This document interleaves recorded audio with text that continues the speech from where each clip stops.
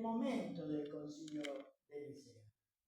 Estamos en el siglo IV, por supuesto, después de Cristo. Siempre 300, siempre se suma uno más, ¿no? Bueno, eso lo saben. Una época nueva que vive la Iglesia en principio del siglo IV. ¿Por qué? Porque en el año 313, mediante el Edicto de Milán, que fue un documento que firmaron los dos emperadores del vasto imperio romano, acá le falta un poquito más de límite porque iba hasta Persia, el imperio romano, se deciden los dos emperadores, el de Oriente y el de Occidente, de hacer un edicto de tolerancia religiosa general para todo el imperio. ¿Qué significa eso?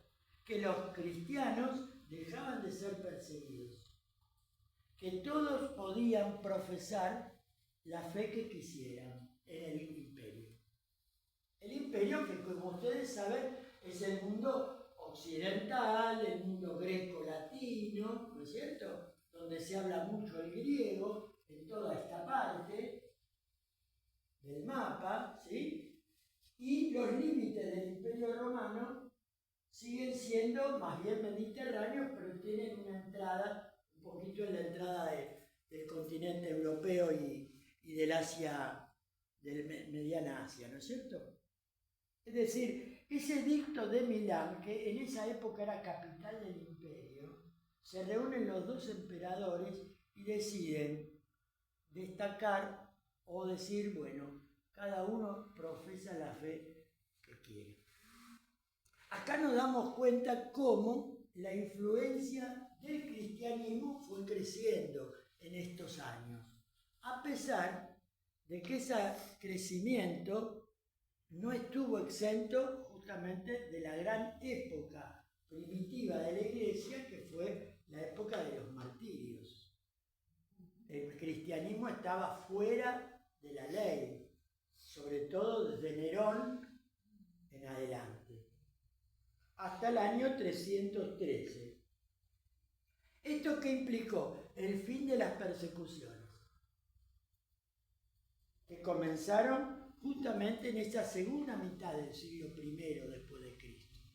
Persecuciones del Imperio Romano. Ojo que durante Cristo y apenas terminada la vida de Cristo, subido al cielo, el cristianismo fue sojuzgado en la zona de la tierra prometida por los judíos, que no aceptaban esta secta de este mago, que lo llamaban a Jesús. Alguna literatura rabínica de esa época habla de Jesús como un mago, como otro impostor, como otro líder. No entendieron la misión de Jesús, que su liderazgo no era un liderazgo político, ni menos religioso de patearle el tablero a la propia religión de él, ¿no?, sino más bien a darle cumplimiento, como dijo él en un momento. Esto es muy importante porque en este siglo empieza a haber entonces un crecimiento dado el final de las persecuciones. Pero, a pesar de todas esas cruentas persecuciones, que tenemos mártires por todos lados, ¿no es cierto?, los conocidos y los desconocidos, tanto en Roma como en el Oriente, como en África, también había un cristianismo muy vivo en toda esta zona de África, ¿sí? Y en la misma Grecia, en Turquía, en todos lados, ¿no? Martirios hubo por todos lados. Algunos están documentados más que otros. A pesar de esas persecuciones, las comunidades cristianas fueron creciendo. Estamos hablando de la época de San Pablo, podemos estar hablando de la época de San Pablo. Nosotros tenemos las cartas de San Pablo que nos ubican bien o más o menos bien de los lugares donde fue Pablo, pero donde fueron los otros apóstoles que nosotros no sabemos.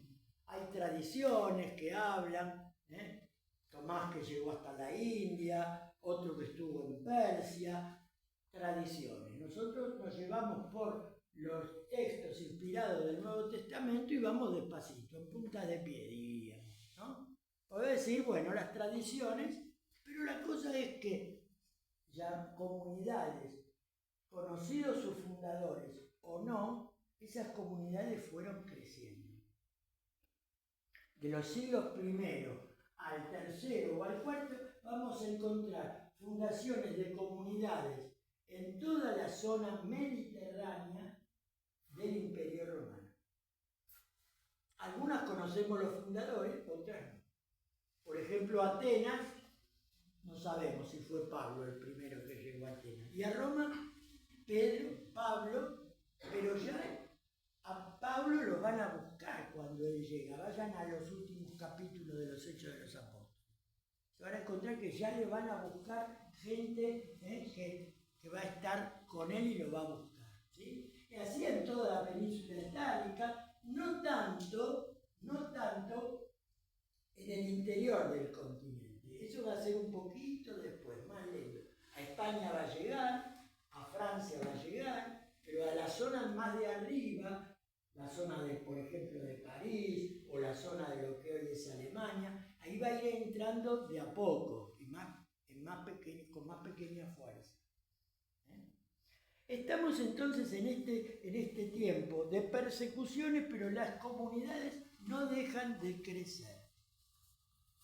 Es decir, mediante entonces el comentario del Evangelio, el avance misionero, que no era fácil en medio de persecuciones, la comunidad cristiana crece. Eso del miren cómo se aman es un texto de la época del segundo siglo, donde ahí aparece que la misión no era una especie de proselitismo, sino que también era el contagio de la fe por el testimonio. Por ejemplo, ¿cuántos soldados que después se hacen cristianos y se hacen cristianos por el testimonio de los mártires, por ejemplo? Bueno, este no es el tema de nuestra reunión, pero yo quería ponerlos en un contexto, porque si no, no entendemos cómo hay un debate dogmático en el siglo IV sobre la divinidad de Jesucristo, ¿no? Por eso ahora voy a pasar al segundo punto, el marco del pensamiento teológico. Es decir, en este marco debemos pensar el surgimiento de varias tradiciones o líneas de pensamiento que fueron encarnando en las comunidades. Por ejemplo, los apóstoles tenían que predicar casi todos en griego, salvo en la zona de Palestina, que hablaban el arameo, ¿no es cierto? Pero cuando van a estas comunidades a predicar el Evangelio, saben que tienen que usar el griego y que también cada comunidad va a tener una impronta personal. Como diciendo, bueno, la parroquia del Rosario de Palermo, ahí está. ¿Es lo mismo de la gente que vive en Villa Soldati? ¿Es lo mismo la gente que vive en San Telmo o en el Gran Buenos Aires? Características propias, acá son matices nada más, pero en ese lugar, en un contexto tan vasto, no era lo mismo vivir el cristianismo y recibir el cristianismo en la zona hispana que en la zona de Jerusalén. En la zona de Jerusalén estaban los que habían sido judíos y que se habían pasado o que habían asumido su cristianismo. En cambio, en España no había muchos judíos en esa época. Había algunas sinagogas, pero la fe venía desde el paganismo, desde las religiones politeístas occidentales. La única religión monoteísta difundida en el mundo era la judía. Entonces, ¿cómo entender el misterio cristiano desde la cultura pagana? Este es el gran desafío. Por eso las comunidades van surgiendo, no distintas, pero sí con distintas raíces culturales. No es lo mismo el cristiano que abrazó el Evangelio en Grecia que el que estaba en Jerusalén o en Roma, ¿no? Esto es importante ver porque de acá van a surgir ciertas formas de explicar el Evangelio. Por supuesto, el Evangelio, la doctrina es una. Nosotros hoy la tenemos muy asumida y muy armada, digamos así. Pero en esa época, ¿cómo era predicarle que había un solo Dios a la gente que creía que había muchos? Era diverso. Por ejemplo, miren esto que dice Pablo. Ya no hay griego ni prosélito, esclavo ni hombre libre. Todos somos de Cristo, ¿no? Esta unidad de la fe traspasa las diversidades culturales y religiosas del tiempo. Y esto es muy interesante porque el Evangelio se va a transmitir. Yo siempre recuerdo una lectura que leí de Éloi Leclerc cuando Francisco de Asís se presentó delante de un político de Alejandría y le empezó a hablar de Jesucristo. No entendía nada porque no casaba nada de la lengua, pero sí lo vio motivado y lo entusiasmó a ese personaje del Islam, ¿no? Bueno, ¿por qué? Porque hay algo más que se transmite, que no es solamente la doctrina, sino es la vida de la fe, ¿no? El enamoramiento y la cautivación de Cristo. Por ejemplo, en medio del crecimiento de las comunidades se hizo necesaria la preparación previa a recibir el bautismo. Tanto paganos como judíos tenían que bautizarse. Pero ¿cómo iban a hacer? ¿Qué se les iba a enseñar? Y ahí comenzó entonces esto de la catequesis, que nosotros hoy lo tenemos muy asumido, pero una cosa era predicarle a un judío y otra cosa era predicarle a un griego. Lo mismo para la escritura. ¿Cómo se asumía la palabra de Dios? Sí, los cristianos desde el principio leyeron el Antiguo Testamento, por supuesto. Pero el núcleo de la misión comenzaba por predicar a Jesucristo, su vida, sus milagros y sobre todo lo que llamamos querigma, predicar que Jesús murió y resucitó para salvarnos, ¿no? Y ahí comienzan las diferencias también. ¿Cómo lo predicamos a ese Jesús, ¿no? De repente entonces estamos entonces con el tema bíblico, ¿no? Como San Pablo es el primero que comenta la Biblia de una manera muy familiar, podemos decir, ¿no? La carta a los Gálatas, la carta a los Romanos. Pero acá empieza la cosa, ¿no? Porque los apóstoles se van muriendo, los sucesores van quedando a cargo de las comunidades y son ellos los que tienen que ir con la cadena de la tradición, tomar la palabra tradición como una verdadera cadena que une, no con las dimensiones que a veces podemos darle ideológicas a la palabra tradición, ¿no? Decir, bueno, no, sino que es una cadena que viene de los apóstoles. Y entonces empiezan a aparecer los primeros escritos post-apostólicos. Estamos hablando del siglo final, del siglo I, principio del siglo II. Algunos son provenientes que tienen como destinatarios judíos, pero la gran mayoría de estos escritos van a estar escritos en griego y van a ser justamente los que van a ir difundiéndose desde cada lugar, lo que llamamos en el grupo de los padres de la Iglesia, los llamados padres apostólicos. Uno tiene un nombre del título del libro, no tiene autor conocido. Didache, doctrina de los 12 apóstoles. Pero después aparece un sucesor de San Pedro, que se llama Clemente, en Roma.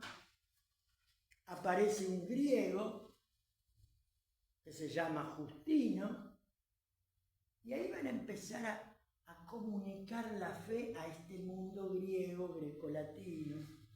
La mayoría escriben en griego, algunos en latín.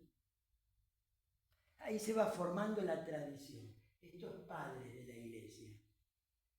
Casi todos ortodoxos, es decir, que siguen el depósito de la fe, pero hay algunos que van, como el día de hoy, podemos resbalar en la vereda. Cuestiones de pensamiento. ¿Cómo explicar que Dios es uno y trino, por ejemplo? ¿Cómo es explicar que Dios es el eterno y tiene a su Hijo que también es eterno y es Dios también, no es una criatura? Bueno, acá empiezan las diferenciaciones. Y a partir del siglo II ya iban apareciendo algunos autores que se quedan en sus tres y dicen, no, para mí esto es así. No es así, le dice el obispo, el catequista, no, para mí es así. Porque provienen de una filosofía que no sabe interpretar teológicamente esto que es un misterio también para nosotros.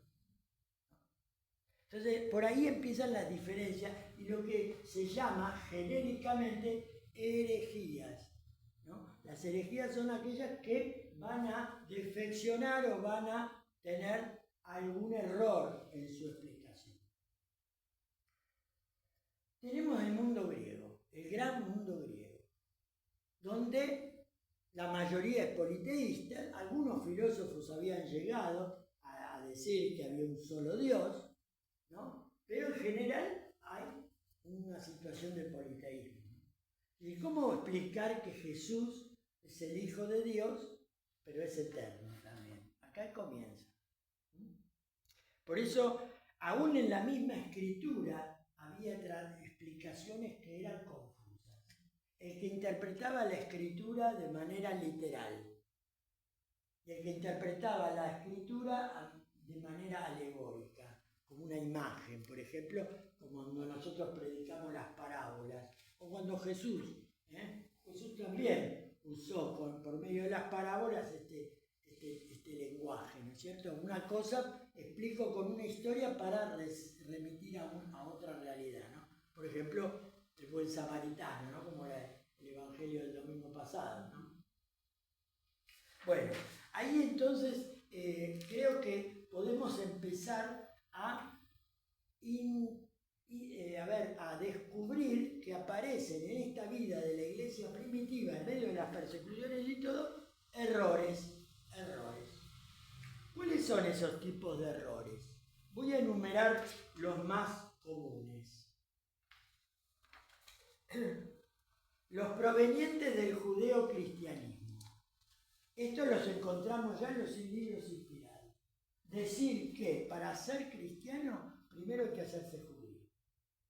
Por lo tanto, hay que circuncidarse los varones. Y Pablo va a enseñar justamente esta libertad, ¿no?, del cristiano, ¿no? Es importante.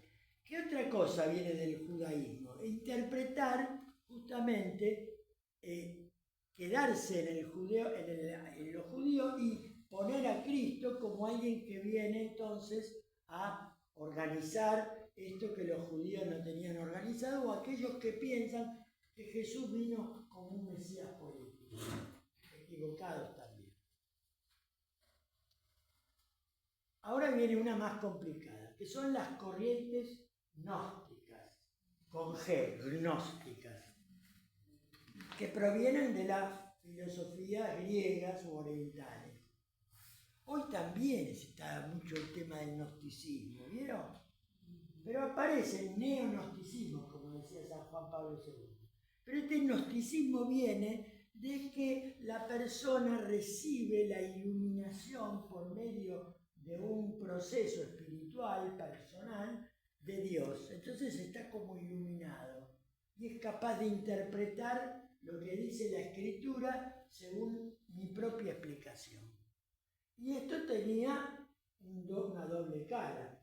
Uno que respetaban lo que decían los maestros, la tradición, y otro que decía, no, yo pienso esto y los demás están todos equivocados. Yo tengo la verdad porque estoy iluminado. gnosticismo, que como que te hacía hacer una religión más bien sectaria, de unos pocos iluminados que tienen todas las cosas claras. Y vos sos un pobrecito, vos una pobrecita que no entraste en esa línea. Es una especie de riesgo de una secta, de un lugar cerrado.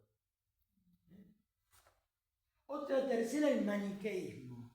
Esto viene ya de religiones anteriores, inclusive, ¿no? El cuerpo es malo, el espíritu, el alma es buena. Entonces hay una lucha y yo tengo que separarme, tengo que alejarme, tengo que... Entonces Jesucristo viene a ser como un representante divino y se le niega, a veces llegan estas consecuencias a negar que Cristo se haya venido en carne, ¿no?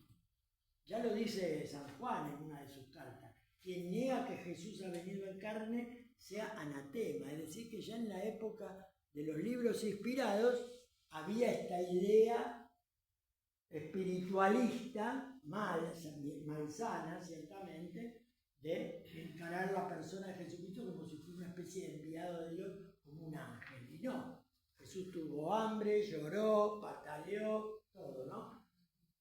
Bien. Otro, el marcionismo. Este era un griego que pensaba que todo lo del Antiguo Testamento era malo y que la doctrina de Jesús era la doctrina única de la verdad, el amor, y todo el Antiguo Testamento quedaba relegado y solamente se quedaba Jesucristo, ¿no? Y después el montanismo. Esta herejía más bien es una línea más bien del occidente cristiano, ¿no? Como diciendo, nosotros tenemos la verdad, el paganismo está todo equivocado y nosotros somos los que tenemos la verdad y nos quedamos con nuestra forma. Y ahí está en crisis, ¿qué cosa? La relación iglesia y cultura, iglesia y el mundo circundante. Había que dialogar con el mundo griego. No era posible que por decir que eran politeístas eran todos una manga de sinvergüenza. No lo era así. Es decir, algunos teólogos y escritores comenzaron a escribir y dicen, ojo, que hay cosas importantes en la cultura grecolatina. Esto que decía San Justino, las semillas del verbo con mayúscula, ¿no? El verbo de Dios. Es decir, hay semillas en las culturas que no son cristianas ni judías que tienen valores. Miren el caso, por ejemplo, nosotros estamos en Latinoamérica, viene el 12 de octubre y viene una crítica, todo. No, la iglesia y mucha gente asumió ciertos valores indígenas de los pueblos originarios. No es que los barrieron todos, es una leyenda un poco bastante negra, ¿no?, de la cosa. Pero lo mismo pasaba en esta época, es decir, bueno, nosotros somos monoteístas, todos los politeístas están equivocados. Sí, están equivocados, pero tenés que traerlos, ¿no? Es el montanismo, es una especie de tendencia cerrada, ¿no? Cerrada. Bueno, ahora voy a entrar en el tema del arrianismo para que digan, bueno, el padre se fue en introducción y se termina la cosa y nos vamos. No vimos nada del Concilio de Trento. Bien. ¿Cuál es el problema que hizo desencadenar en el siglo III, ni sea el siglo IV, en el siglo III, lo que va a solucionar el Concilio de Nicea, en el 325, es decir, el siglo IV? Una vez dueño del imperio absoluto, Constantino se apresuró a tratar de arreglar debates que se ceñían en el imperio. Acuérdense que el imperio llega a su máxima expresión, el imperio romano que vos enseñabas, a su máxima expansión en el siglo II, ¿no? Con Marco Aurelio. Pónganse a pensar. Muere en el 180 Marco Aurelio. Bueno, en esa época el imperio romano lleva la mayor extensión de su territorio. Pero en el siglo III, o decir, a comienzos del 200 en adelante, hay una decadencia política y militar en Roma. Los emperadores, hay muchas peleas, etc. Bueno, Constantino, dueño del imperio, en el año 324, quiere tratar de arreglar debates que le surgieron tanto en el seno del cristianismo como en otros lugares. Entonces él quiere arreglar como César, como emperador, como hombre fuerte del momento. Lo era. Se había convertido al cristianismo, todavía no se había bautizado. Gracias a la ayuda de su mamá, Santa Elena, ¿no? Bien. Santa Elena, y de su padre, que antes de que todas las persecuciones terminaran, el padre también dejó de perseguir a los cristianos. El padre estaba en el occidente. Pero este hombre no era un cristiano convencido de que tenía que arreglar las cosas según el espíritu del Evangelio, sino más bien, con un interés más bien político, quería que las cosas en el imperio estuvieran tranquilas, que no hubiera lío en el avispero. Y entonces, ¿qué hace? Escucha, conoce que hay un debate y decide él convocar al concilio.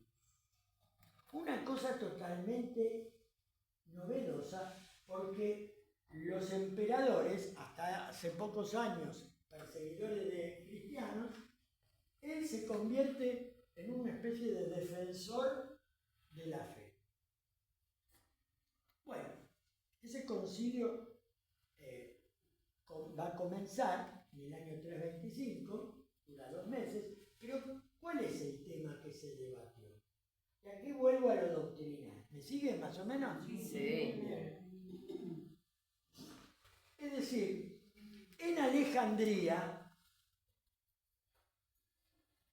una gran ciudad cristiana del Imperio Romano, una gran ciudad. Me corrí. Salió la grabación igual, por menos mal. Saludos acá a la feligresía. Bien. Una gran ciudad, que era una gran megápolis, con Roma, Alejandría, Corinto, eran de las ciudades más importantes de la época. Bien. Hay un sacerdote que enseña, derivado de una lectura literal de la Biblia, que Jesucristo es criatura, es un ser divino, pero es criatura del Padre. Se llama Arrio, sin H, Arrio. Era párroco en una parroquia, en esa época recién comenzaban las parroquias, justamente mi tesis doctoral es la de la relación iglesia, ciudad y parroquia barrio. Bueno, estamos en el siglo IV. Arrio era párroco y enseñaba que Jesucristo era un ser divino, pero no era tan Dios como el Padre, como criatura del Padre, como una especie de derivación, como un ángel, pero como una especie de su visión divina había sido transmitida, ¿no es cierto? Y no era verdaderamente Dios, ¿no? Negaba su divinidad. El Hijo es criatura del Padre. Se armó el revuelo, por supuesto, importante. El obispo de Alejandría, en esa época se llama Alejandro, lo llama al orden, le dice: lo que estás enseñando es cerrado, Jesús es Dios, nosotros bautizamos en el nombre de la Trinidad, etc. Y él se niega a ponerse, digamos, en obediencia a quien le enseñaba, que era el obispo de la zona. Este debate hizo emerger otros debates, ¿no?, que negaban un poquito el tema del Dios, cómo explicar el misterio de Dios a la gente, ¿no? Cómo misterio de la Santísima Trinidad. Arrio entonces, que adhería a ese tipo de exégesis bíblica tipo literal, donde ponderaba por un lado la divinidad, por otro lado las excelencias de Cristo, pero sin que pasara del nivel de la creaturidad. El patriarca entonces va a llamarle la atención y esa doctrina entonces va a ponerse en discusión, pero también va a aparecer la doctrina ortodoxa, ¿no? Dios es el uno por autonomacia, pero también es trino, ¿no? Y de ahí vienen todas las enseñanzas que él había recibido digamos, de la herencia teológica que él había aprendido. Por eso la doctrina arriana va a ser seguida por algunos, inclusive por algunos obispos, ¿no? Y ahí viene el tema de la convocación al concilio, ¿no? Cómo se reacciona frente al error de la fe, ¿no? Porque claro, las doctrinas griegas, de tanto acentuar, aquellas griegas monoteístas, de tanto acentuar que Dios es uno, negaban la divinidad de las personas. O bien del otro extremo, como había aparecido en otra época, ¿no? Decían que Dios se mostraba como Dios, como creador, como hijo y como espíritu, modalismo. No se entendía la división y la unidad de las personas. La unidad y la división, ¿no?, de las personas. Nosotros hoy lo tenemos claro en el credo largo, que después vamos a recitar, pero eso llevó un tiempo, ¿no? Entonces Constantino, ¿qué hace? ¿Hacemos sobre credo? No. Constantino, ¿qué hace? Le pide consejos a un obispo y el obispo le dice: sí, convoca un concilio. Y ese obispo era un obispo del lejano occidente, obispo de Córdoba, Ocio se llama, no Ocio con C que nos gusta cada tanto hacer un poco, no, Ocio con S. Ese es un gran colaborador de Constantino que le va a decir: bueno, organicemos este concilio. Entonces el emperador llama al concilio para tratar este problema. Ojo que en el occidente había otro tipo de problemas disciplinares a nivel interno de la iglesia. No voy a entrar en detalle porque sería muy largo. Pero Constantino se toma esa atribución de hombre fuerte del momento y convoca entonces al concilio. Hay 2 o 3 personas que van a ser importantes en este momento, ¿no? Ocio de Córdoba, que va a ser el que va a presidir el concilio, y hay 2 obispos que tienen el mismo nombre, que van a estar entre San Juan y Mendoza, coqueteando entre el arrianismo y la ortodoxia. Se llaman Eusebio. Eusebio de Nicomedia, lo tenemos acá, Nicomedia, que era un poco la ciudad capital del Imperio Oriental. Y el otro, Eusebio de Cesarea, no de Cesarea de Palestina, sino de Cesarea de... Eusebio de Cesarea es el padre de la historia eclesiástica.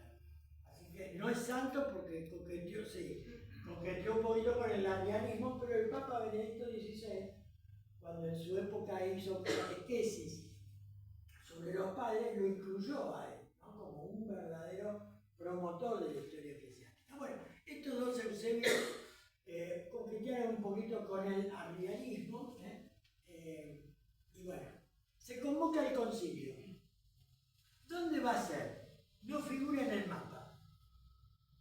Una ciudad cerca de donde iba a ser, cerca de Nicomedia y cerca de lo que se va a llamar Constantinopla, que es la ciudad de Constantino.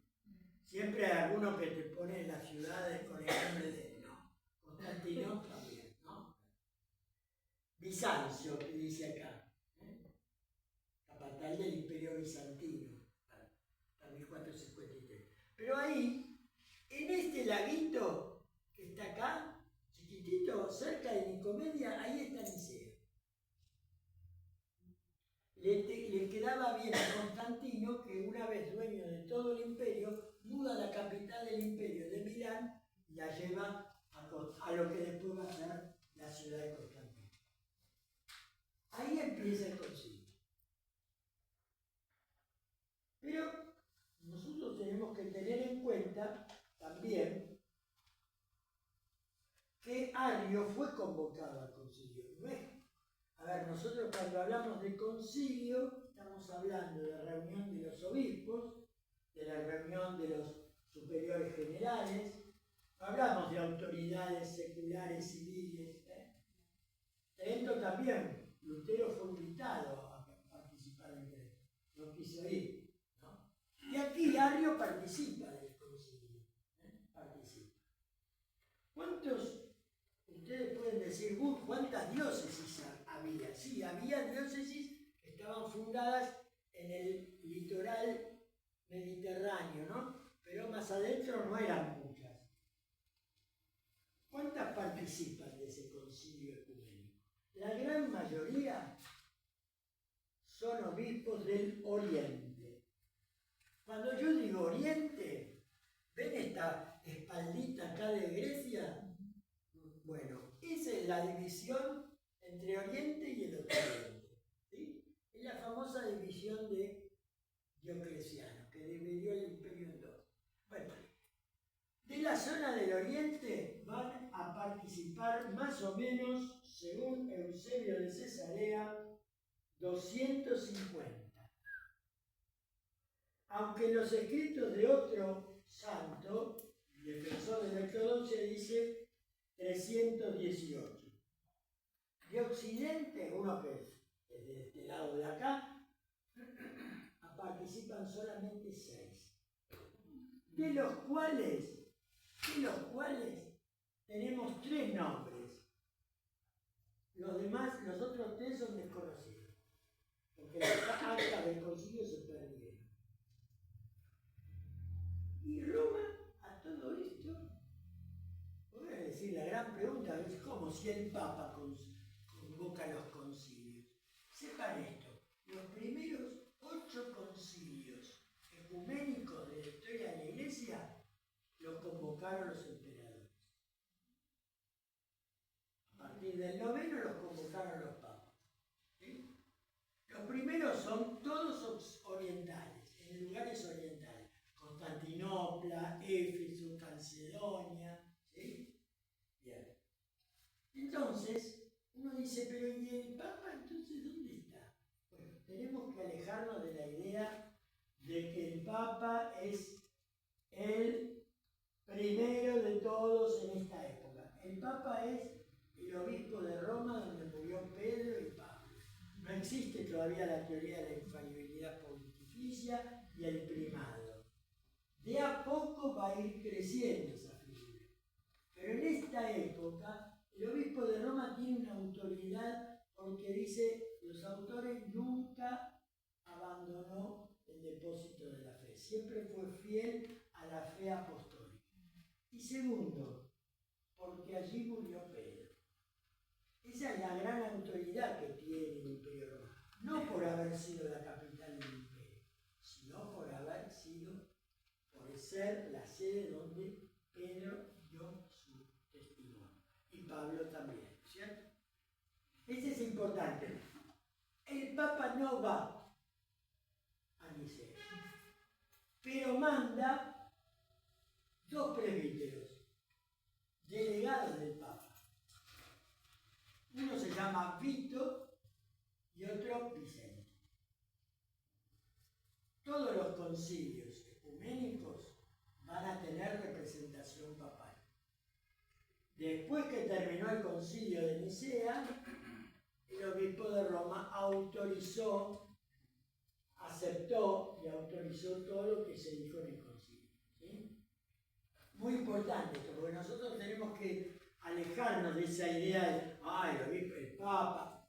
figura del Papa, eso viene con el tiempo, ¿no? Y la autoridad esa petrina viene justamente por lo de Pedro, no por una primacía. ¿Vieron como en una época se pensaba, ¿no? Cómo ha contribuido el Concilio Vaticano II, Pablo VI, no digamos nada, por supuesto, el Papa Francisco, a tener una mirada un poquito más, mucho más amplia, ¿no es cierto?, de esa iglesia.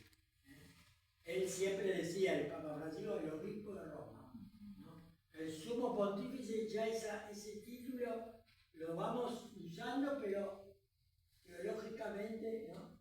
Entonces, esto es muy importante también. ¿Por qué? Porque la ecumene en esa época está reducida a estos padres. Pero estos padres van entonces a rebatir, primero a debatir y después a rebatir la doctrina ariana. Van a rebatir la doctrina ariana. Miren, interesante también que en esos 2 meses de actividad conciliar, ¿quiénes participaron? Por supuesto, delegados del emperador. El emperador inauguró el concilio y dio una especie de mensaje así casi sacral, como si hubiera sido él un pope, ¿no es cierto?, un representante religioso. Recuerden siempre que está muy unido en la antigüedad la figura de la autoridad con la divinidad, muy cercano. Tanto los faraones como los reyes asirios tenían esas, ¿no? Y esto Constantino está. Y esto se va a pasar un poco a la iglesia, ¿no? Por eso la etapa después de la persecución se la va a llamar la etapa de la iglesia imperial. Fíjense que en el año 380, mucho tiempo después, declaran el cristianismo religión oficial del imperio. Por lo tanto, todas las otras religiones quedaron fuera de la ley. Con un traspaso de una cristianización en un momento imperial. Por eso cuando Lutero en el siglo XVI empezó a protestar, decía que hay que volver a la iglesia de los apóstoles. La iglesia se casó demasiado con el imperio y con los imperios y con los poderes políticos. Algo de razón tenía, pero recordar que la iglesia no fue la causante de esto, sino más bien fue una especie de abrazo medio asfixiante de parte del poder político, ¿no? Bueno, son temas álgidos que hay que aceptarlos también, ¿no? Bien, volvemos al concilio y vamos a encontrar que esos debates fueron bien ventilados y bien publicados, y va a estar a cargo de la referencia ortodoxa el obispo Alejandro de Alejandría y un secretario que era diácono en esa época, que va a ser el gran padre de la iglesia, que va a defender la ortodoxia contra viento y marea, que se llama San Atanasio, que nosotros lo celebramos, no me acuerdo la fecha de San Atanasio ahora, ¿no? El calendario. Bueno, es un gran defensor y uno de los padres de la iglesia muy importante, ¿no? Bien. El aula conciliar entonces va a estar presidida por Ocio de Córdoba como representante del emperador y que va entonces a definir un símbolo, un credo, un primitivo, está el querigma y ahora va a venir el credo, ¿no? Es importante converger todos en la misma fe. En esa misma fe entonces está el símbolo o credo niceno. Nosotros, en la liturgia actual, tenemos el símbolo apostólico, que es lo que llamamos credo corto, y el credo largo, que se llama niceno constantinopolitano. ¿Por qué? Porque el tema arriano se solucionó definitivamente en el año 381, en el segundo concilio ecuménico. Pero en Nicea se define la fe.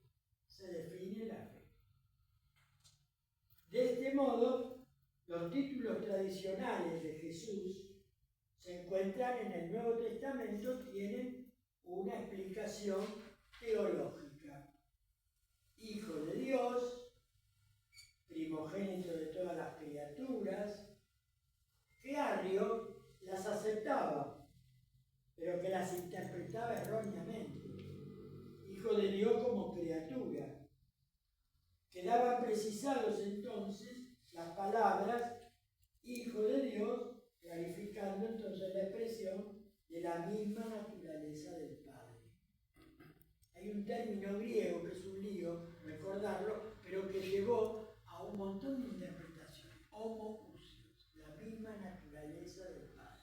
Homoousios.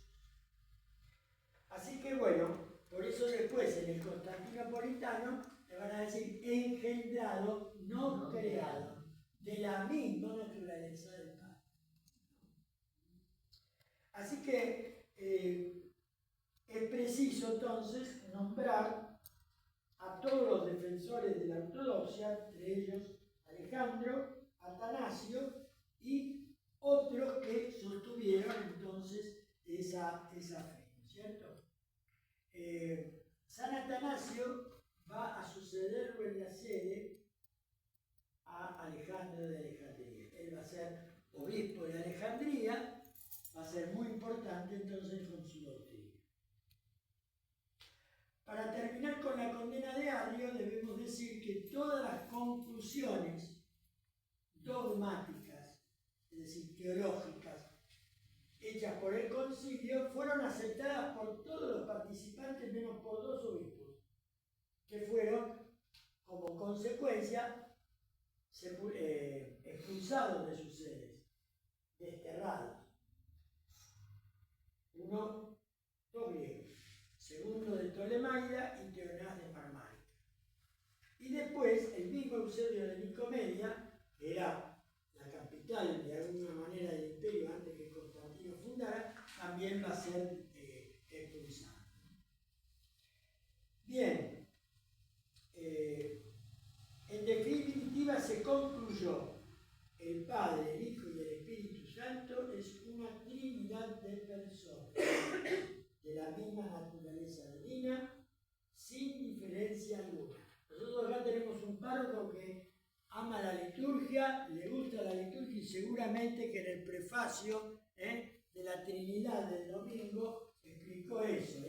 De hecho, los prefacios litúrgicos y todas las oraciones litúrgicas vienen de estas expresiones de fe, ¿no? Porque de alguna manera tiene que enseñarse desde la liturgia lo que se cree, ¿no?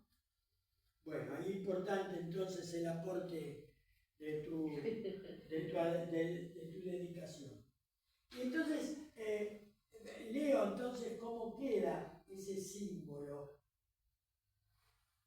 sobre todo la parte de la Trinidad. Creo en un solo Dios, Padre Todopoderoso, Creador del cielo y de la tierra, de todo lo visible e invisible. Acá piensen que había un montón de doctrinas que estaban detrás de todo esto, ¿no? ¿Qué es el mundo espiritual? ¿Qué significa? Bueno. Y creo en un solo Señor Jesucristo, el término Kyrios, Señor, el señorío de Cristo, Hijo único, nacido del Padre antes de todos los siglos, Dios de luz, luz de luz, Dios verdadero de Dios verdadero, engendrado, no creado, de la misma naturaleza del Padre, por quien todo fue. Ahí más o menos poco es. Y por último, el Concilio de Nicea no solo sirvió para definir el tema de la Trinidad, sino también para estipular, ponerse de acuerdo entre todos estos pastores de la Iglesia antigua, algunos temas de la vida de la Iglesia. Algunas cosas, porque los concilios no era una cosa nueva, lo nuevo fue el concilio ecuménico. Había habido concilios y sínodos particulares particulares, más locales, antes del Concilio de Nicea, donde se formulaban, se estipulaban ciertas normas. Por ejemplo, ¿cómo tenemos que hacer el bautismo? ¿Cómo celebramos la Eucaristía? Bueno, había normas, había cosas que fueron surgiendo por las distintas equivocaciones o interpretaciones, ¿no? Bien, esas decisiones conciliares no tienen que ver con temas teológicos, sino más bien con temas de la vida propia de la Iglesia. Por ejemplo, se estipuló la fecha de la celebración de la Pascua, que tiene que ser en domingo, a la manera romana, ¿no? ¿Por qué? Porque en el Oriente la Pascua se celebraba el día que caía justo el cuarto de Nisan, ¿cierto? Ahí se celebraba la Pascua. Había una polémica entre Oriente y Occidente y eso se zanjó en el Concilio de Nicea. El domingo después al cuarto de Nisan, el calendario judío. Se le encargó a la iglesia de Alejandría el cálculo de la fecha de la Pascua. Importante también. Otro tema, se reconocen como sedes patriarcales de toda la cristiandad. Aquí viene algo muy importante. 4 sedes de la antigüedad. Son los patriarcados, ¿no es cierto? Patriarcados. ¿Cuál es la primera que aparece? No aparece Roma en el primer lugar. Alejandría. Antioquía de Siria. Antioquía de Siria. Y ahí empezó Pablo, ¿no? Con sus viajes. Jerusalén, por supuesto, y Roma. Ya en Constantinopla primero, el Papa va a decir no, el orden de las sedes es primero Roma, y ahí ya vamos a ir viendo cómo se va a ir diferenciando y va mostrando su enseñanza en el obispo de Roma. Así que esa es una de las cosas. ¿Qué significa esto?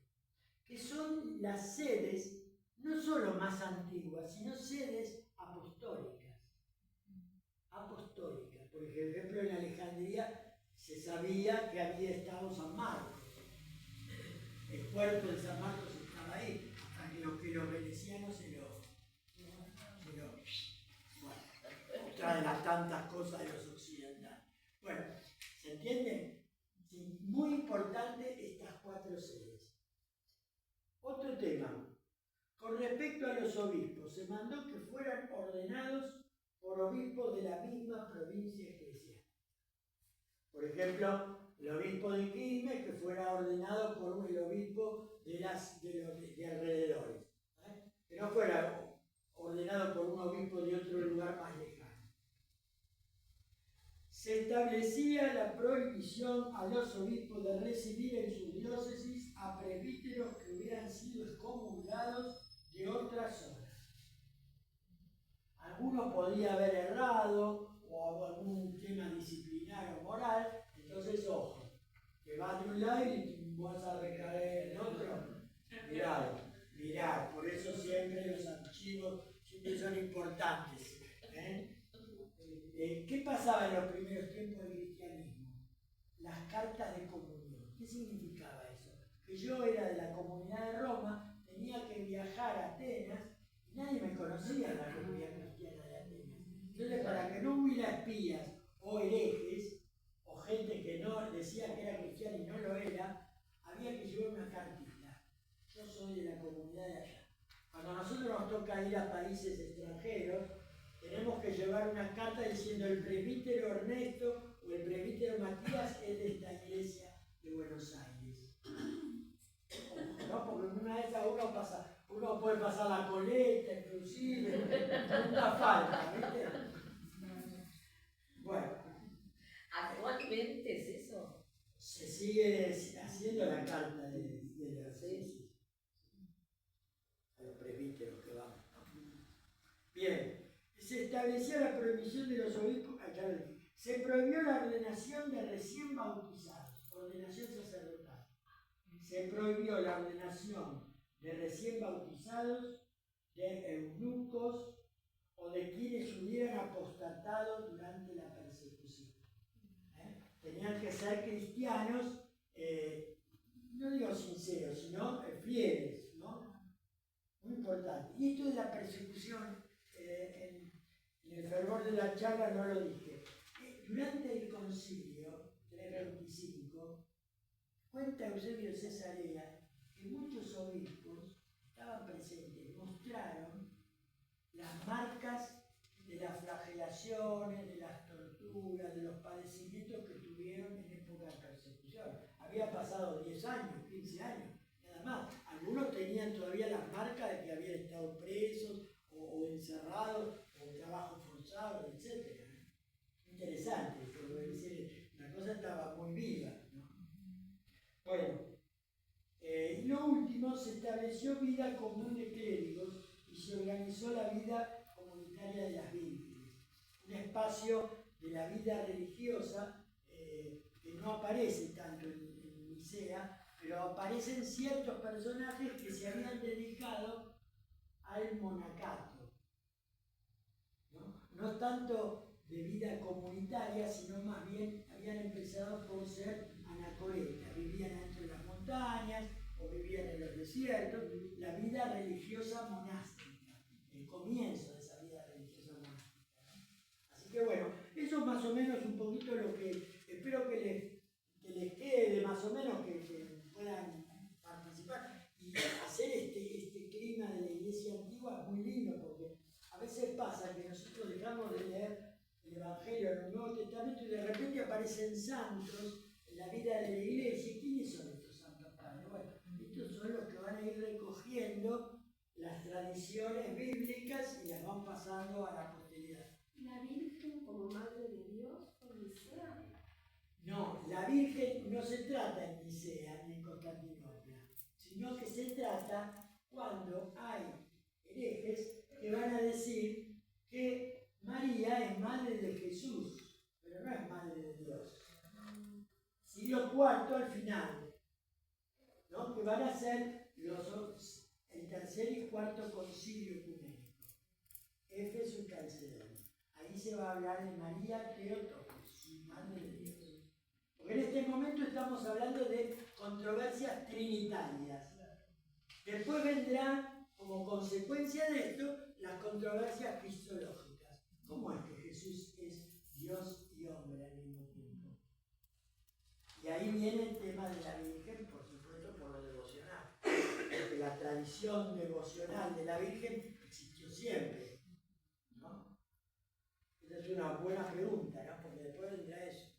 Ahora, yo para el 381 no me anoto, seguramente no estaré en este mundo en el 2081, cuando se cumplan 1700 años del segundo concilio ecuménico. No, nosotros no, me parece que no. Pero es importante, a las controversias trinitarias vienen las controversias cristológicas. Y la del Espíritu Santo, es decir, ¿quién es el Espíritu Santo? ¿Como forma de paloma? Bueno, eso viene en Constantinopla primero, que no vamos a estar nosotros.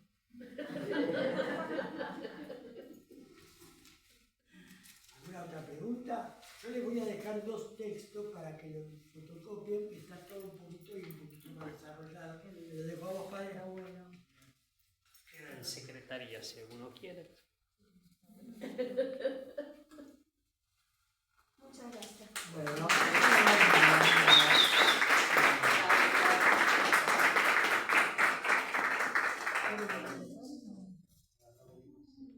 Antes de terminar,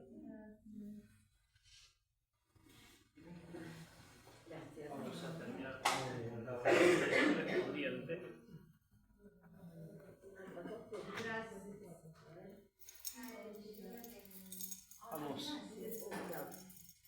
Vamos a aprovechar a rezar el credo.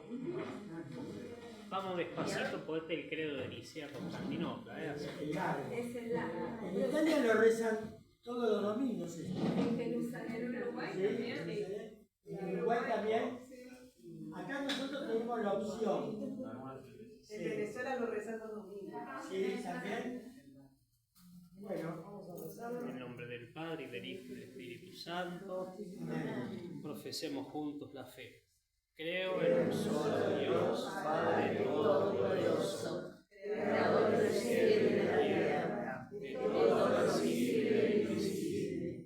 Creo en un solo Señor Jesucristo, Hijo único de Dios, nacido del Padre antes de todos los siglos, Dios de Dios, luz de luz, Dios verdadero de Dios verdadero, engendrado, no creado, de la misma naturaleza del Padre, por quien todo fue hecho, que por nosotros los hombres y por nuestra salvación bajó del cielo, y por obra del Espíritu Santo se encarnó de María la Virgen y se hizo hombre, y por nuestra causa fue crucificado en tiempo de Poncio Pilato, padeció y fue sepultado, y resucitó al tercer día según las Escrituras, y subió al cielo, y está sentado a la derecha del Padre, y de nuevo vendrá con gloria para juzgar a los muertos, y su reino no tendrá fin.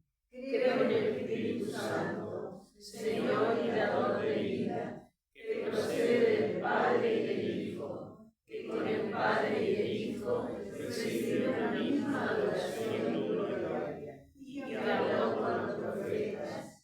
Creo en la Iglesia, que es una, santa, católica y apostólica. Confieso que hay un solo bautismo para el perdón de los pecados. Creo en la resurrección de los muertos y la vida del mundo futuro. Amén. Padre, nos da la bendición. Señor, esté con ustedes Y con tu espíritu. de paz y alegría, en sentido de misión, de Padre, Hijo y Espíritu Santo. Amén. La Señora del Rosario.